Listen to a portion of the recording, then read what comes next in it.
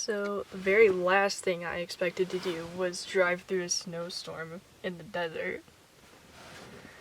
That was unexpected, but I mean, I guess, well, I knew it was gonna be windy, and I knew it was supposed to be cold. I didn't know it was gonna be this snowy. It literally looks like Christmas outside.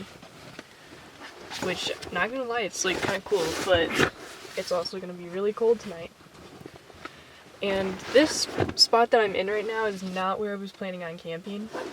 I was planning on camping somewhere like 30 minutes away.